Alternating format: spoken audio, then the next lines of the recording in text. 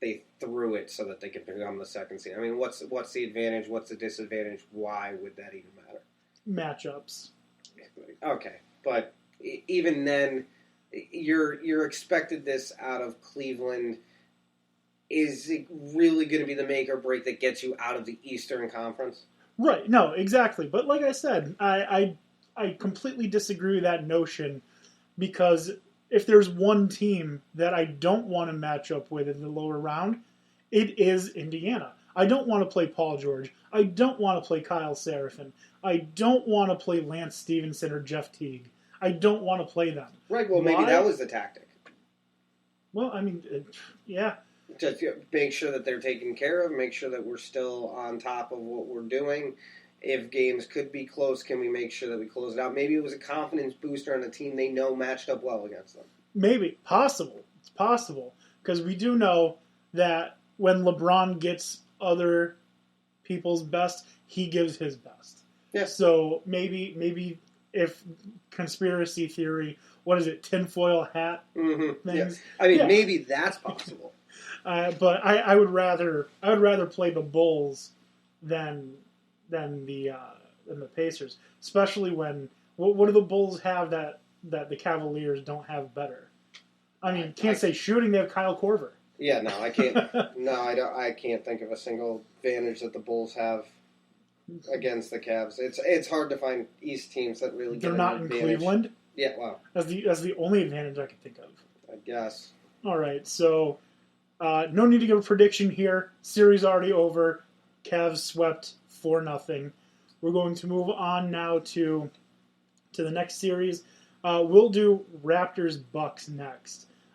Currently, the way the series has shaken down so far, the Bucks and the Raptors series, Toronto leads 3-2. The Greek Freak, he's in trouble. He's in a little bit of trouble. His team down. But the real surprise here has been the Toronto Raptors because Kyle Lowry's not playing well. DeMar DeRozan's not playing well. Yet they're still leading the Bucks in the series. Mm-hmm. Are you surprised that that's happening? Or because I think if you're going matchup versus matchup, Toronto's a better team anyways. I think they are as well. I mean, I agree with you there. I think it's a little bit surprising. I think that's why this series, and particularly the games themselves, looking at them, have gone the way that they do. Because it's shown in much larger lopsided losses in Toronto's favor when their players don't show up. I mean, that being said, the games seem a little bit closer when they do, and Milwaukee can hang, but when they do show up, Milwaukee can't put up the numbers that Toronto can when they have all their players clicking, and which is even more terrifying if you think about it in these last two games, because if DeRozan and Lowry show up, it really shouldn't be a competition. No. The only thing that keeps me thinking maybe the Bucks do belong in the series with Toronto is we all know Serge Ibaka is a physical guy. Mm-hmm. And I think he's one of my favorite basketball players. He has a really cool name. No. But also because he just gives complete effort on every play. You don't see him taking days off because he wants to. He was mad he had to take a day off when he wasn't finished getting his Toronto paperwork together.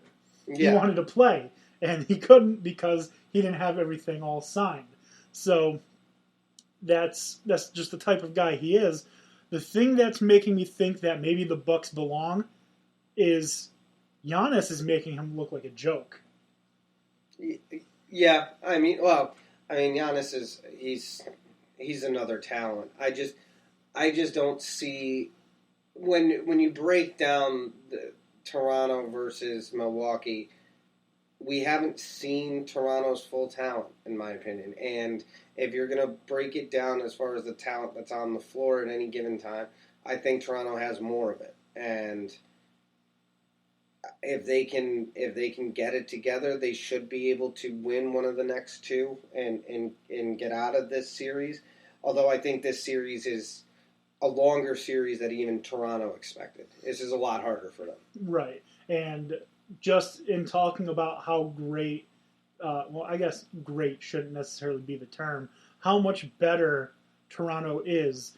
We don't see many Raptors games here in New York unless they're playing the Knicks or the Nets. Right. We don't see many Bucks games here in New York unless they're playing the Knicks or the Nets. How many starters can you name on the Milwaukee Bucks? Giannis. How many starters can you name from the Toronto Raptors? 2. We just talked about 3 of them. Oh, well, yeah, 3 if you take Ibaka. I completely forgot. Yeah. So, 3. I mean, I don't... Unfortunately, not seeing them doesn't help the situation, but I mean, that being said, I've noticed Toronto, if their players can shoot and it comes down to shooting, if they're shooting to their potential, even remotely close, this shouldn't have been a series to compete with, because now we've entered almost a realm of basketball where it's not necessarily the big men, but it's the numbers you can put up. And quite frankly, Toronto, even with their wins, has shown that they can put up large numbers if they can click. Yeah, and looking at not only the Toronto starters, well, let's just go through the starters.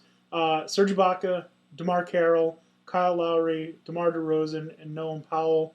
That's a good starting 5. That is top 2 seed starting 5 without having anyone decent on the bench. You go to their bench, and who do they have? PJ Tucker, Valanciunas, Van Vliet. So they've got solid bench play. Not as good, I'd say, as the Milwaukee bench after just reading those players. Yeah, but I mean, even if you look at the Milwaukee bench, I mean, some of these people, even the starters that are going to be out there, I mean, Spencer Hawes, I mean, these are players that on other teams may be considered bench players. Yeah. I mean, Dellavedova, I mean, he came out real strong for Cleveland back in the finals, but, I mean, do we really consider him to be starting quality guard? For the Knicks? Well, that's not something. For the Nets, the 76ers? Again, the Nets not saying much. Sixers, same thing. The Kings? This is just making the East sound pathetic. I just said the Kings. Well, yeah, we that's true. I'm actually kind of surprised this isn't the starting lineup for them. Yeah, you're right.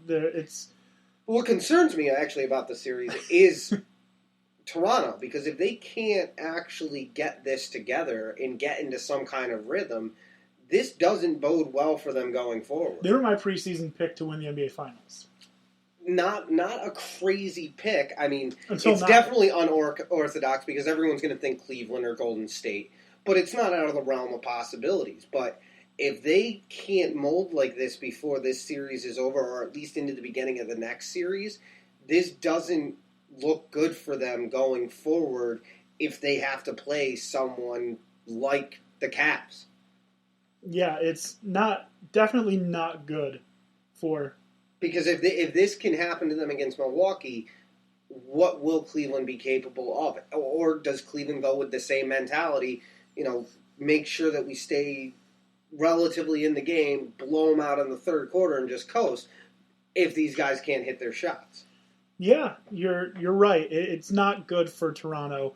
The one thing I will say that is good for everybody, it seems like great matchups are happening in all of these games. Mm-hmm. You've got LeBron versus Paul George. That's great. What should be great, Serge versus Giannis. Mm-hmm. That's awesome.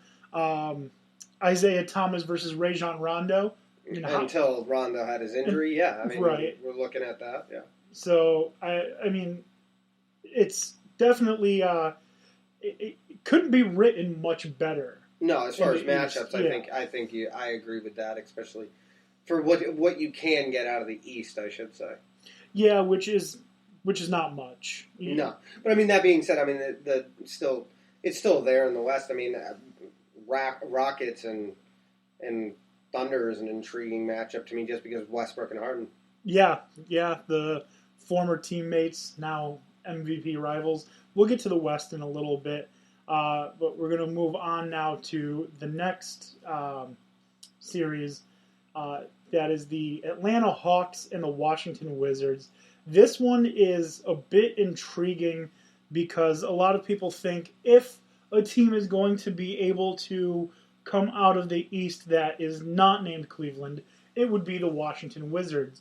And I mean, with the team that they have, Otto Porter Jr., Marcin Gortat, John Wall, Bradley Beal, that's just their starting, or those are just their 4 of their 5 starters. Then they got Brandon Jennings. They've got just a completely stacked lineup from starter to bench. Jason Smith. I mean, he's not a great player, but he'll come off the bench, get you 5, 6, maybe 7 points that you need to get you from 95 to 100 points. Yeah, Bogdanovic.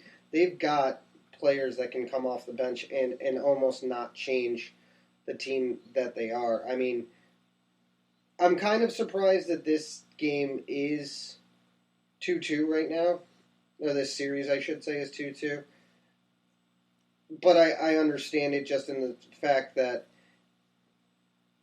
the Hawks can match up well. Again, we talked about this earlier. What Dwight Howard are you going to get out of this situation in Atlanta? I think Atlanta being here and being the 5 this season is a little bit of a surprise to a lot of people. Oh, it was to me. I didn't see them being this quality of a team this year.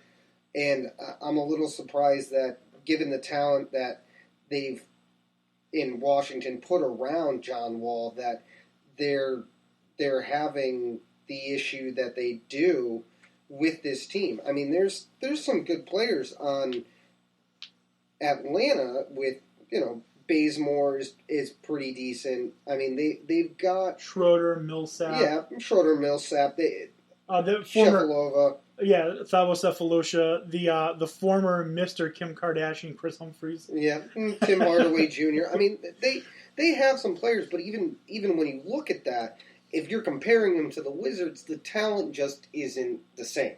The Wizards should be doing a little bit better. And again, another concerning thing, you can't keep playing. You can't get into the NBA playoffs and start off sluggish. You need to build this confidence now. You need to start getting hot. You need to start getting into rhythms because, especially in the East, if you can't do that, you're going to run into a buzzsaw. Yeah, I think the one thing that I like about Washington is, while there's this big thing for the big 3, or at least there used to be, I feel like they're doing it organically with Otto Porter Jr., Bradley Beal, and John Wall. Yeah, I think that's a great group of guys to have there for Wall to be successful. And I root for Wall because he really should be. I feel like he might be one more piece away from really being as successful as he probably should have been given his talent. Unfortunately, I don't know that it's necessarily this year, although the talent is there. I'm just kind of surprised that they're struggling as bad as they have been against the Hawks. I mean, that being said, most of the games have been relatively close for the most part. So, yeah. I mean, maybe it's just a coaching scheme or a matchup thing, but I would have suspected that they would have taken this series in 5 if we had this conversation at the beginning of the playoffs. Well, I mean, as much as I like Marcin Gortat, it's a serious mismatch between him and Dwight Howard. That's true, but I mean, given the guards that are in play on Washington's side, you'd think there would be a faster pace, tire out Dwight Howard. We know that's what happens to him.